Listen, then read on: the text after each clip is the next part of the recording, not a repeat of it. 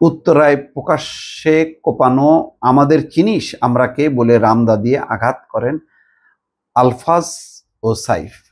দর্শক, এই যে প্রকাশ্যে কোপানো আমাদের চিনিস আমরা কে, তার মানে পরিবর্তিত রাজনৈতিক প্রেক্ষাপটে প্রশাসন পুলিশের উপরে আসলে যে মানুষের কোনো আস্থা নেই বা অপরাধীরা যে তাদেরকে গুরুত্ব দিচ্ছে না, এটা হচ্ছে তার বহিঃপ্রকাশ। নতুবা চিন্তা করেন যে শেখ হাসিনা নাই, এখন থরে কম্প বাঁধার কথা ছিল। যৌথ বাহিনী, সেনাবাহিনী, পুলিশ রাস্তায় আছে, কিন্তু এরা আমরা চিনিস আমরাকে মানে নতুন একটা শক্তি সংগঠিত করা হচ্ছে। বলা যায় যে নতুন বোতলে মানে পুরনো মদ।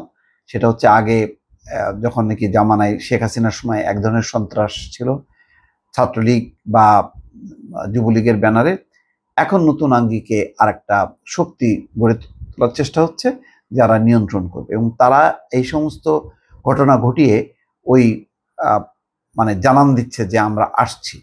এটা তারই হয়তো অংশ।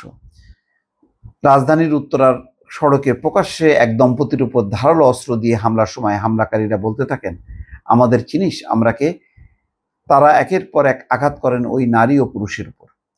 এই ঘটনায় নতুন করে আরো 2 জন সহ মোট 5 জনকে গ্রেপ্তার করেছে পুলিশ। এছাড়া হামলায় ব্যবহৃত 2টি রামদা উদ্ধার করা হয়েছে।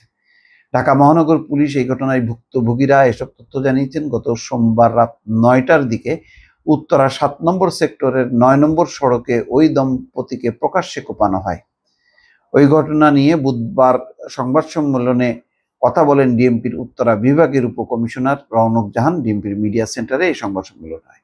গ্রেপ্তার সাইফ, সজীব, রবি রায়, আলফাজ।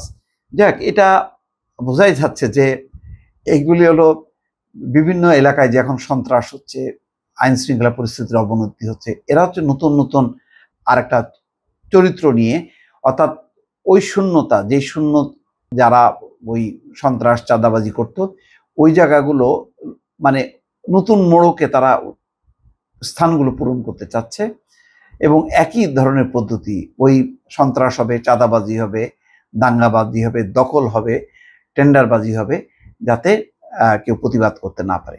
দুঃখজনক হলো অন্তর্বর্তী সরকার যেহেতু কোনো দলের সরকার না, এই সময়টা সাধারণত তারা নিরপেক্ষভাবে একদম মানে কারোর মুখ না চিনে তারা অভিযান পরিচালনা করে।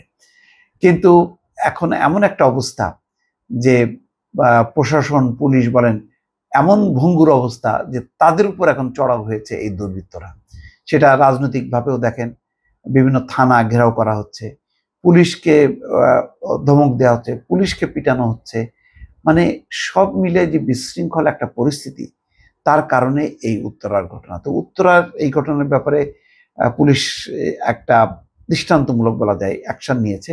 সেই অ্যাকশনটা যদি ধারাবাহিকভাবে সবাই নিতে থাকে, তাহলে হয়তো এই দুর্বৃত্তদের দাপট কমানো যাবে। কিন্তু এটা একটা পলিটিক্যাল কমিটমেন্টের ব্যাপার। এটা যদি সেটি না হয়, রাজনৈতিক সহযোগিতা যদি না পায় প্রশাসন, তাহলে প্রশাসনের একার পক্ষে সম্ভব না।